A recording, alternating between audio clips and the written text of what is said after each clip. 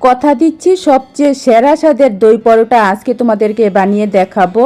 এই পরোটা একটা খাওয়ার পর আরেকটা চাইবে, খাওয়া শেষই হবে না, এত দারুণ টেস্টি আর মজার হয় এই পরোটাগুলি। আর একদিন যদি বানিয়ে খাওয়াও, রোজ রোজ কিন্তু এভাবে এই দই পরোটা বানিয়ে খাওয়ার বায়না করবে। তো হ্যালো এভরিওয়ান, সবাই কেমন আছো? আমি টুম্পা। আজকে তোমাদেরকে জাস্ট দারুণ স্বাদের দই পরোটা তৈরি করে দেখাবো। সকাল বিকালের জলখাবারে, রাতের ডিনারে অথবা বাচ্চাদেরকে স্কুলের টিফিনেও তোমরা এরকম দই পরোটা বানিয়ে দিতে পারো। খুবই টেস্টি আর খুবই হেলদি করে আজকে আমি এই দই পরোটাগুলি বানিয়েছি। আশা করছি আমার আজকের রেসিপিটা সবারই খুব বেশি ভালো লাগবে। তো যদি একটু ভালো লেগে থাকে তাহলে বলছি প্লিজ একটা লাইক করে দিও আর আমার চ্যানেলটাকে সাবস্ক্রাইব করে দিও। তো চলো, কোনো রকম তেল ছাড়াই আজকে আমি দারুণ স্বাদের দই পরোটাটা কিভাবে তৈরি করেছি দেখে নাও। প্রথমে দেখো, আমি একটা মিক্সিং বল নিয়েছি। মিক্সিং বলের মধ্যে আমি ছোটো বাটি দিয়ে 1 বাটি দই নিয়েছি। এখন এই দইয়ের মধ্যে দিয়েছি আমি পরিমাণ মতো লবণ। টেস্ট বাড়ানোর জন্য আমি এখানে 1 চামচ চিনি দিয়েছি। তোমরা চাইলে চিনিটা বাদ দিতে পারো, তবে দিলে কিন্তু টেস্ট খুবই ভালো হয়। তারপর দিয়েছি আমি 1 চামচ ঘি। তোমরা চাইলে ঘিয়ের পরিবর্তে বাটার দিতে পারো অথবা সাদা তেলও দিতে পারো। এখন দিয়েছি আমি দেখো 1 চামচ বেকিং পাউডার। বেকিং পাউডার ছাড়াও কিন্তু এই পরোটাগুলি বানাতে পারো, তবে বেকিং পাউডারটা দিলে এই পরোটাগুলি কিন্তু খুবই ফুলা হয় আর একদমই স্পঞ্জি নরম তুলতুলে হয়, খেতেও কিন্তু ভীষণ ভালো হয়। এখন সব কিছু কিন্তু একটু ভালো করে মিশিয়ে নিতে হবে। এখানে দইটাকে ফেটিয়ে সব কিছুর সাথে ভালো করে মিশিয়ে নিতে হবে। তো দেখো, আমি 1 মিনিটের মতো দইটাকে ফেটিয়ে নিয়েছি, সব কিছু ভালো করে মিশিয়ে নিয়েছি। এখন আমি দিয়েছি 250 থেকে 300 গ্রামের মতো আটা। তোমরা চাইলে কিন্তু ময়দা দিয়েও তৈরি করতে পারো, তবে আটা দিয়েও কিন্তু খুবই টেস্টি হয় আর আটা কিন্তু হেলদি অপশান। এখন এই আটাটাকে কিন্তু দইয়ের সাথে মেখে নিতে হবে। এখানে খেয়াল রাখবে কোনো রকম জল দুধ কিছুই দিতে হবে না, শুধু দইটা দিয়ে কিন্তু এই আটাটাকে মেখে একদম নরম করে একটা ডো তৈরি করতে হবে। তো দেখো, আমি কিন্তু দইয়ের সাথেই আটাটাকে মেখেছি। এভাবে কিন্তু একটু ভালো করে মেখে ডোটাকে সফট করে নিতে হবে। তো দেখো, আমি একদম সফট করে ডোটা তৈরি করে নিয়েছি। এরকম সফট করে কিন্তু ডোটা তৈরি করতে হবে, তাহলেই কিন্তু পরোটাগুলি বেশি ভালো হবে। এখন ঢাকনা দিয়ে 5 থেকে 10 মিনিটের জন্য রেস্টে রেখে দিতে হবে। একটু সময় রেস্টে রাখলে পরোটাগুলি বেশি ভালো হয়, আটাটা পুরোপুরি সেট হয়ে যায়। তো দেখো, আমি 5-6 মিনিটের মতো রেস্টে রেখেছিলাম। এখন এই ডোটাকে আমি রুটি বেলার পাত্রের মধ্যে নিয়েছি। নেওয়ার পর আমি অল্প করে একটু ঘি দিয়েছি। ঘিটা দেওয়ার পর এখন এই ডোটাকে একটু সময় ভালো করে মেখে নিতে হবে। এই পরোটাগুলি কিন্তু একদমই তুলতুলে নরম হয়, আর এই পরোটাগুলি কিন্তু সকালে বানিয়ে সারা দিন রেখে দিলেও কিন্তু একদমই নরমই থাকে। তো দেখো, আমি ঘিটা দিয়ে একটু মেখে এরকম লম্বা করে একটা রোল তৈরি করে নিয়েছি। এখন এই রোলটাকে কেটে নিতে হবে। তো দেখো, আমি ছুরির সাহায্যে কিন্তু কেটে নিয়েছি। এখন প্রত্যেকটা ভাগ এভাবে হাতের মধ্যে নিয়ে গোল করে লেচি তৈরি করতে হবে। তো দেখো, কেটে নেওয়া প্রত্যেকটা ভাগ আমি হাতের মধ্যে নিয়ে এভাবে গোল করে লেচিগুলি তৈরি করে নিয়েছি। এখানে লেচিগুলি কিন্তু বেশি ছোট করবে না, মিডিয়াম সাইজের করলেই হবে। এখন রুটির মতো বেলে নিতে হবে। তো দেখো, এইটা কিন্তু একটু পাতলা করে বেলতে হবে, পাতলা করে আর একটু বড় করে বেলতে হবে। তো দেখো, আমি রুটির মতো করে একটু পাতলা আর একটু বড় করে বেলে নিয়েছি। এখন একটা ছুরির সাহায্যে দেখো আমি কিনারটা কেটে নিচ্ছি। এভাবে দেখো, চারিদিকে মাঝখানটা বাদ দিয়ে কেটে নিচ্ছি একটু গ্যাপ রেখে রেখে। তো এইভাবে দেখো, আমি চারিদিকে কিন্তু কেটে নিয়েছি। নেওয়ার পর এখন উপরে আমি একটু ঘি লাগিয়ে নিচ্ছি। ঘি অথবা তেল একটু লাগিয়ে নিতে পারো। অল্প করে কিন্তু সমস্ত রুটির উপর ঘিটা লাগিয়ে নিতে হবে। ঘিটা লাগানো হয়ে গেলে এখন যে কেটে রেখেছি পাপড়িগুলি, এগুলি দেখো এভাবে মাঝখানে ভাঁজ করে নিতে হবে।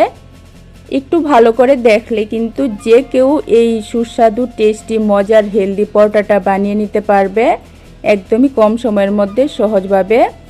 এভাবে দেখো আমি চারিদিকে ভাঁজ করে এরকম লেচিটা তৈরি করে নিয়েছি। এভাবে পরোটাটা তৈরি করলে খুব সুন্দর লেয়ার হয়, খেতে কিন্তু খুবই ভালো হয়।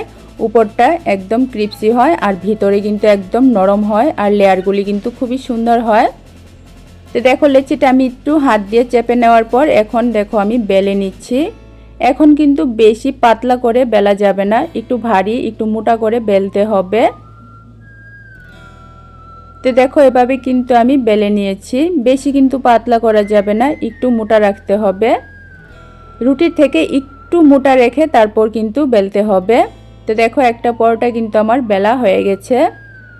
একইভাবে আরেকটা পদ্ধতিতে আমি তোমাদেরকে আরেকটা বেলে দেখিয়ে দিচ্ছি। তোমাদের যেভাবে পছন্দ হয় সেভাবেই কিন্তু এই পরোটাগুলি বানাতে পারো।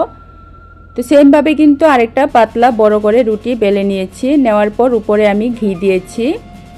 ঘিটা সমস্ত রুটির মধ্যে ভালো করে লাগিয়ে নিয়েছি।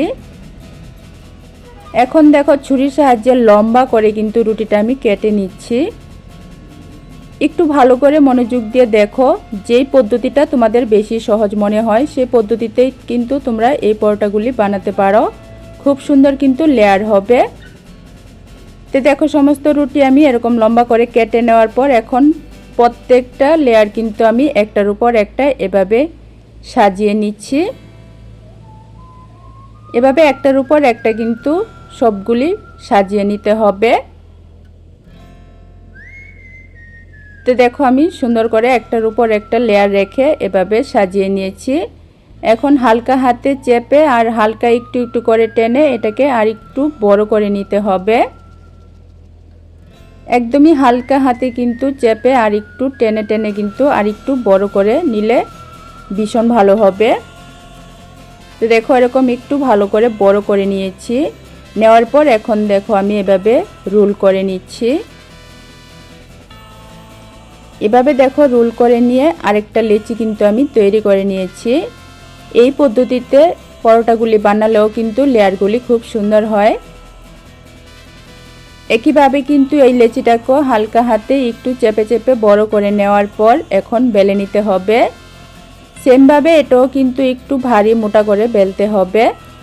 রুটির মতো বেশি পাতলা করে বেললে পরোটাগুলি খেতে ভালো হবে না। একটু মোটা আর ভারী করে বেললে পরোটাগুলি একদম সুন্দর তুলতুলে নরম হবে আর খুবই সুন্দর ফুলা ফুলা হবে। তো দেখো আরেকটা পরোটা কিন্তু আমি এরকম একটু ভারী করে বেলে নিয়েছি।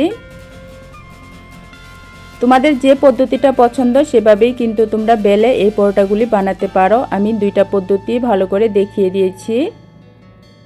তো পরোটাগুলি ভাজার জন্য গ্যাস ওভেনে আমি ফ্রাই প্যান বসিয়ে ফ্রাই প্যানের মধ্যে তেল বাটার ঘি কিছুই দেইনি। হালকা গরম হয়ে যাওয়ার পর একটা পরোটা দিয়েছি।